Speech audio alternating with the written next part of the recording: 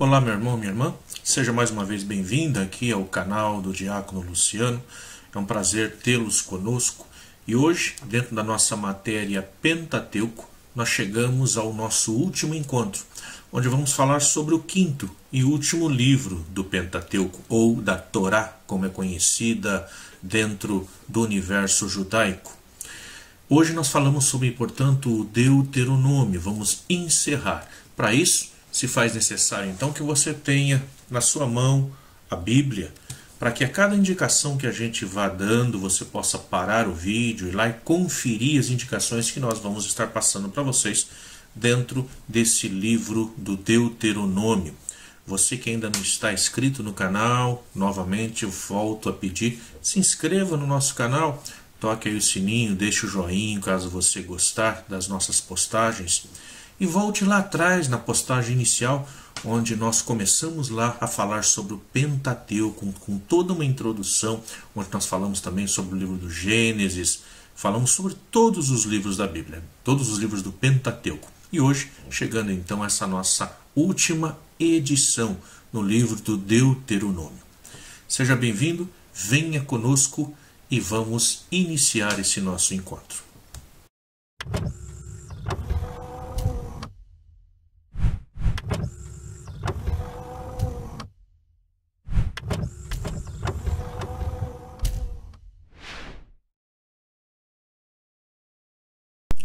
Ok, aqui estamos nós. Deuteronômio, esse é o nome pelo qual nós conhecemos então esse que é o quinto e último livro do Pentateuco. O livro recebe o nome originalmente no hebraico e não tem nada a ver com Deuteronômio. No hebraico, ele vai se chamar Devarim, ou Debarim, como muitos vão traduzir, que significa palavras, é o plural de davar, de palavra, portanto, palavras, Devarim. No grego, ele é nomeado como Deuteronômio, que significa segunda lei. Isso, no grego, nós vamos pegar como deuteron, segundo, e nomos, que é lei, por isso segunda lei.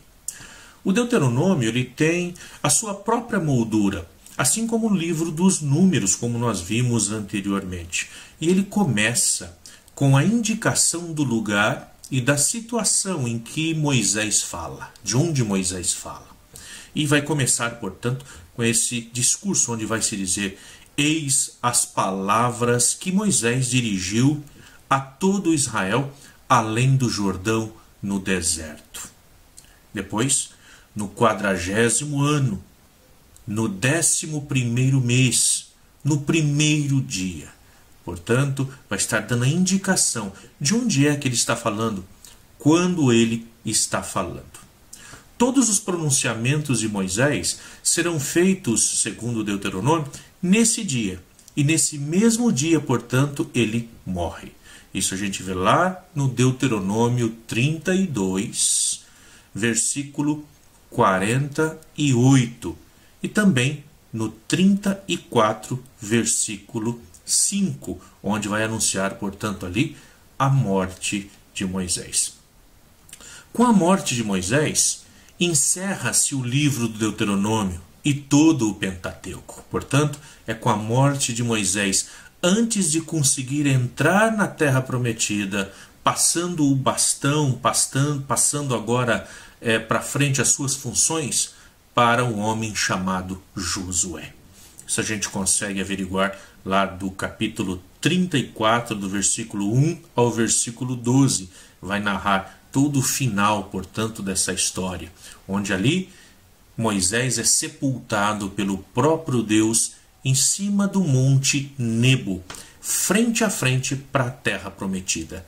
De lá ele avista, portanto, as promessas de Deus. Darei para vocês todas essas terras, e farei de vocês uma grande descendência. Do alto do monte Nebo, da posição em que eles se encontram, do outro lado da Transjordânia, portanto no território da Jordânia, eles vão avistar à esquerda o Mar Morto, à direita a cidade de Jericó, e logo ao centro, olhando para cima, para o alto das montanhas, do outro lado do Monte Nebo, vai avistar todo o vale, toda a terra prometida. O livro, ele não é uma simples repetição da legislação contida nos livros anteriores. Mas, além de leis novas, ele vai oferecer também alguns complementos, alguns esclarecimentos, em algumas vezes modificações das primeiras leis que foram apresentadas. É, de certo modo, uma segunda lei, sim, nós podemos dizer, promulgada no fim da longa peregrinação dos israelitas, paralela com a lei que foi dada no Sinai e destinada a regular mais de perto a vida dos povos que foram escolhidos, né, ali no solo da terra prometida, a qual eles estavam para chegar e dela tomar posse definitiva. Portanto, essa lei, ela vem agora para ajudar esse povo que está prestes a entrar nessa terra que foi prometida aí por Deus. Ela não é, porém, uma simples enumeração de leis e determinações.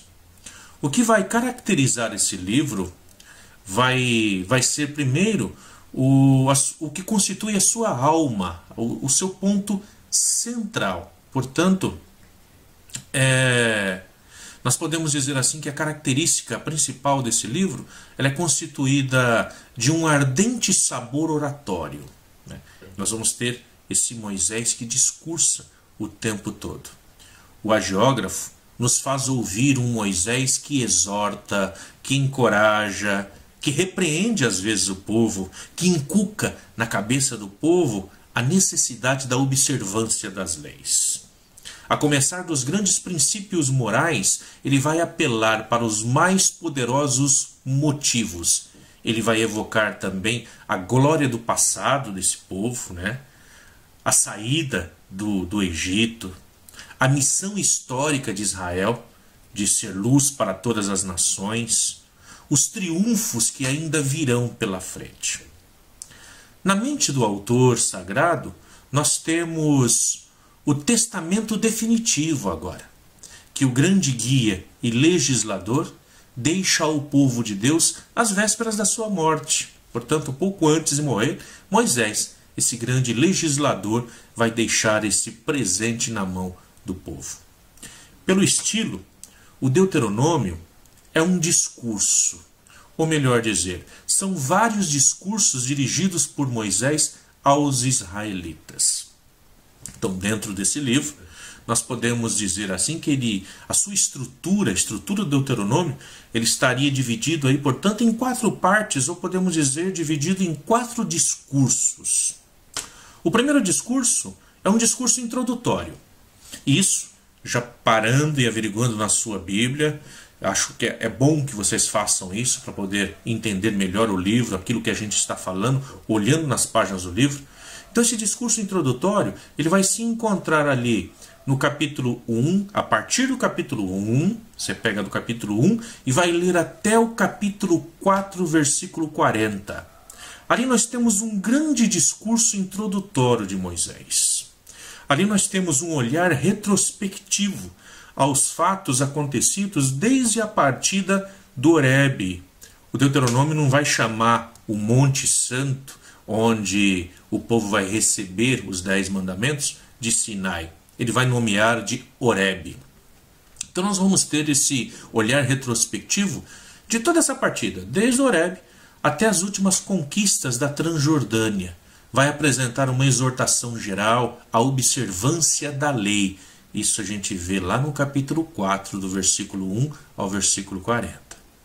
O discurso visa esclarecer que as gerações do Horebe, aquelas gerações que saíram da terra prometida, da terra do Egito, e se fixaram ali nos pés do Horebe, que essa geração não confiou em Deus, não confiou no Senhor.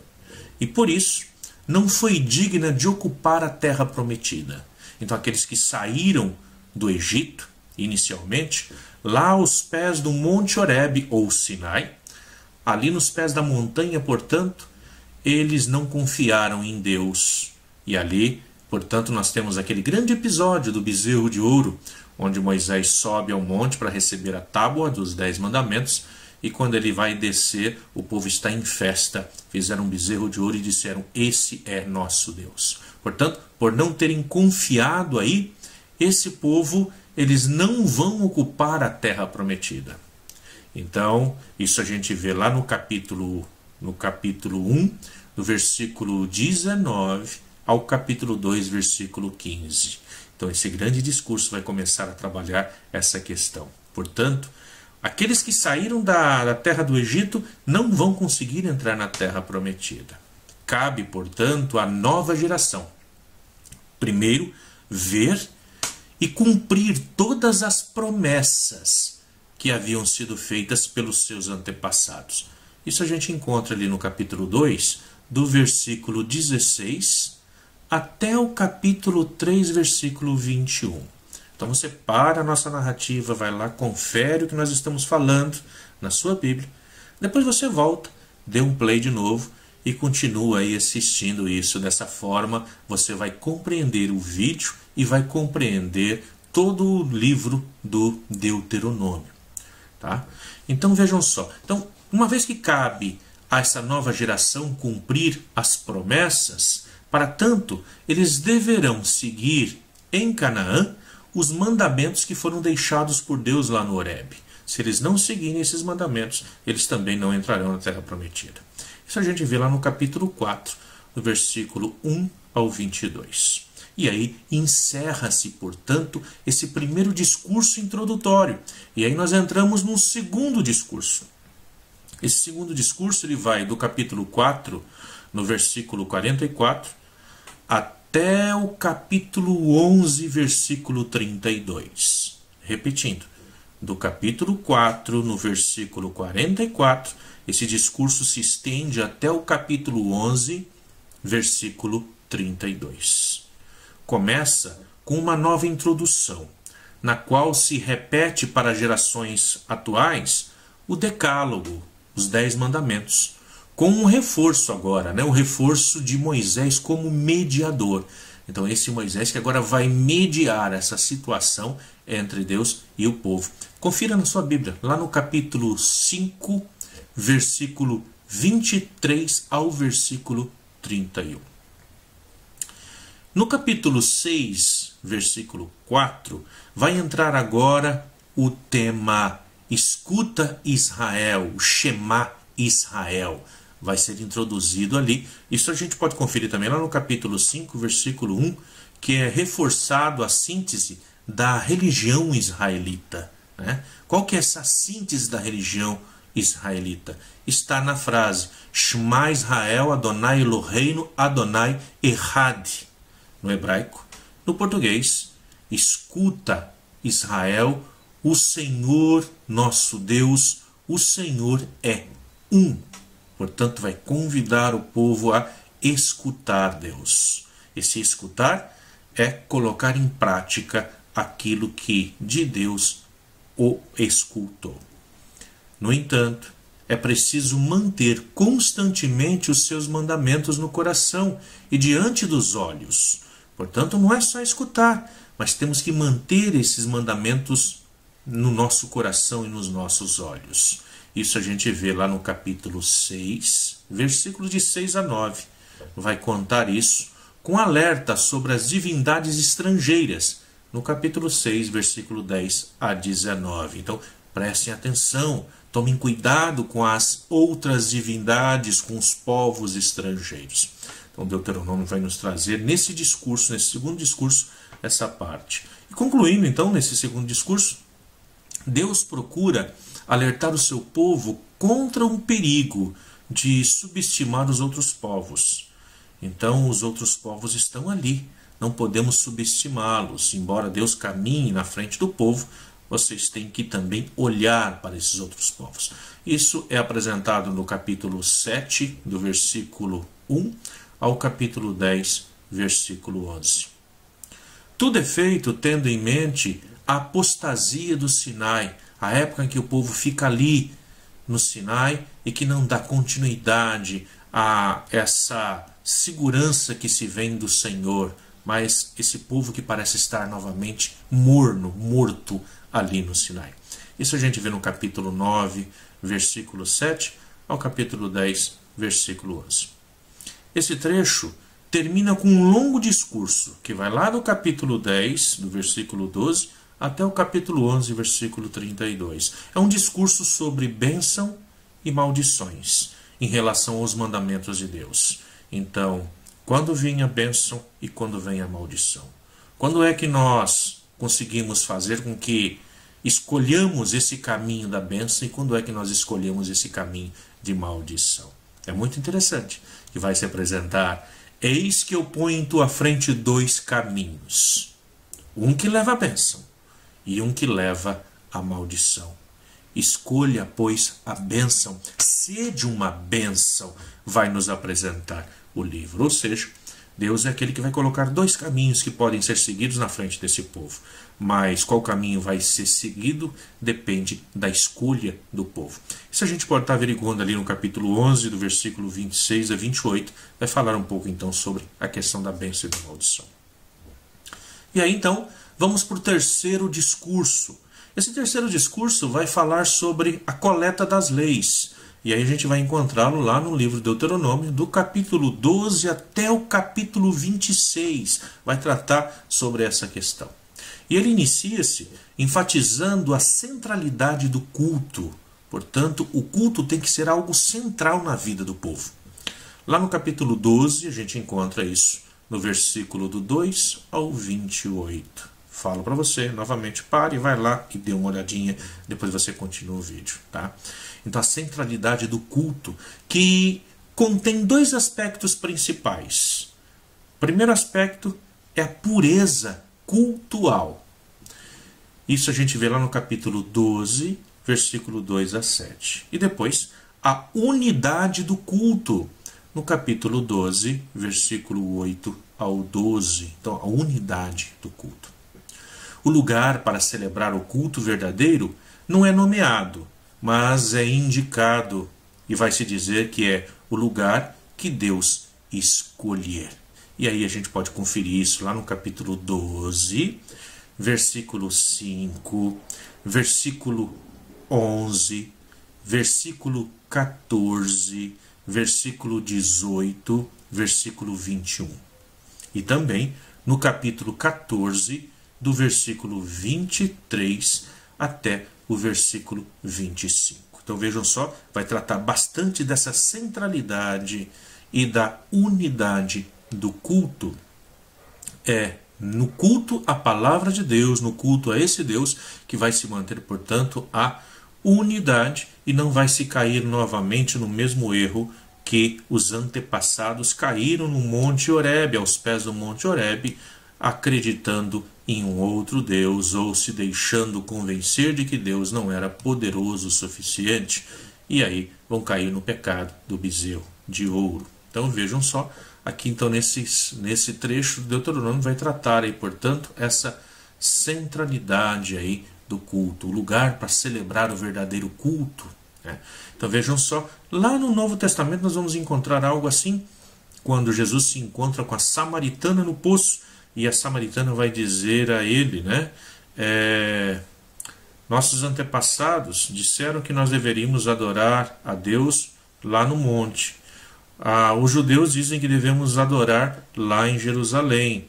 Onde é que nós devemos realmente adorar? E aí Jesus vai dizer, nem num lugar nem no outro, mas em espírito e verdade. Então aqui, nesse trecho, nós vemos aí que a citação vai nos dizer que o lugar que Deus escolher é o lugar no qual nós devemos adorá-lo. E aí depois nós vamos então para a quarta e última parte, quarto e último discurso, que é um discurso conclusivo. Isso se dá aí, portanto, em Deuteronômio 27, do capítulo 27 ao capítulo 34. Então também um longo discurso aí conclusivo. Se nós pegarmos os capítulos 28 ao capítulo 30, dentro desse discurso, eles estão ligados ao discurso feito por Moisés lá no capítulo 1, versículo 1. Ele se liga àquele capítulo. Já o capítulo 28, ele expõe o tema da bênção. Ele retoma, portanto, o tema da bênção. Você pode conferir aí na sua Bíblia no capítulo 28, versículo 1 a 14. E também da maldição. Capítulo 28, versículo 15 ao versículo 68. Então, o tema da maldição. Assim como em capítulo 11, versículo 26. Já o capítulo 29, ele fala de um novo início, como o hoje da aliança. Então, qual o dia de fazer aliança com Deus? É hoje. Esse é o momento. Cada dia se renova essa aliança, portanto, com Deus. Confira lá o versículo 11 seguintes, aí do capítulo 29. Válido também para gerações futuras, portanto, esse hoje, portanto, aqueles que virão depois e que não estiveram nessa caminhada, eles também fazem essa aliança com Deus dentro desse hoje da aliança futura, da aliança vindoura. Confira também aí o versículo 13 seguintes aí, no mesmo capítulo 29. Reafirma o mandamento dado a todos. Então, se nós pegamos lá no capítulo 30, versículo 11 ao 14, é onde vai estar reafirmando que o mandamento ele não é válido somente para os antepassados, mas esse mandamento é válido para todos e é condição para bênçãos e maldições, é condição para a vida e morte. Por fim, é apresentado o discurso de despedida de Moisés. E aí a gente vai ver isso lá no capítulo 31 ao capítulo 34. Então Moisés vai fazer um longo discurso de despedida. E em suas últimas instruções, Josué é agora definitivamente colocado como sucessor de Moisés. Se você pode averiguar lá no capítulo 31, versículo 1 a 8, e também pode dar uma olhadinha lá no versículo 14 seguintes e no versículo 23. Isso se você não quiser ler todo o trecho, mas pode-se ler também no versículo 14 até o 23, não tem problema.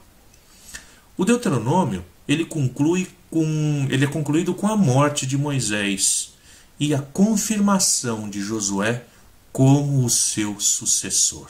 Então lá no capítulo 34, versículo 1 a 4. Nesse trecho, então, Deus vai chamar a Moisés para subir ao Monte Nebo. Lá de cima do monte, ele vai avistar toda a terra prometida.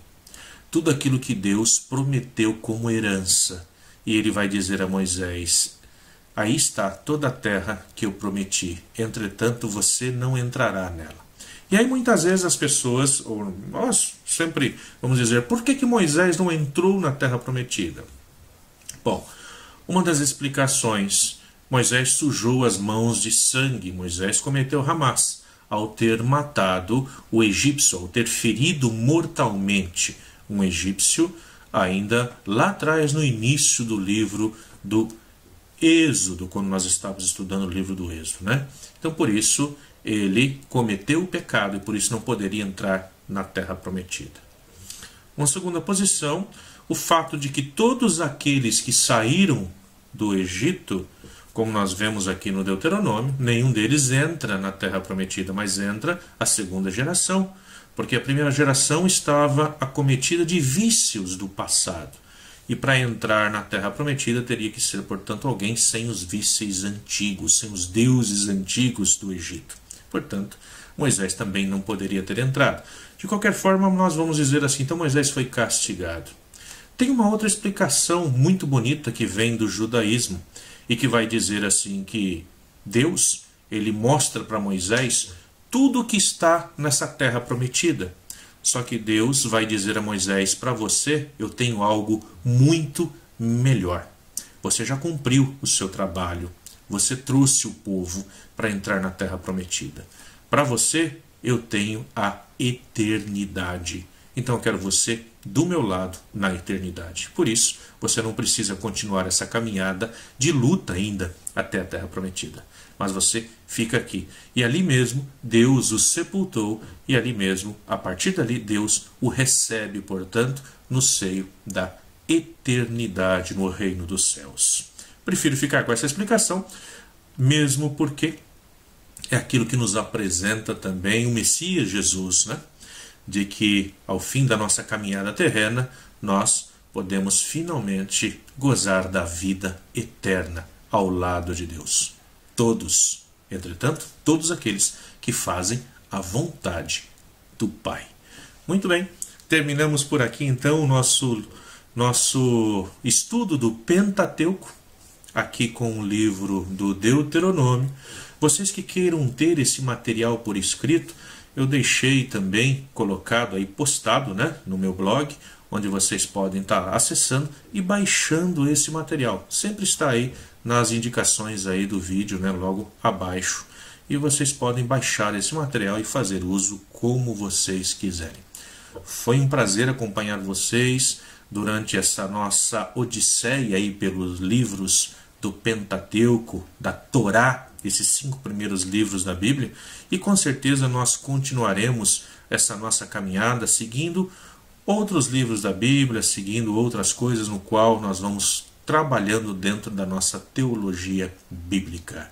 Você que gostou, deixa aí o seu joinha. Você que ainda não está inscrito no nosso canal, se inscreva e continue nos acompanhando também nos nossos estudos de Novo Testamento e agora também através da rádio, ao qual nós estamos gravando para lá uma vez por semana na web rádio Glórias de Maria.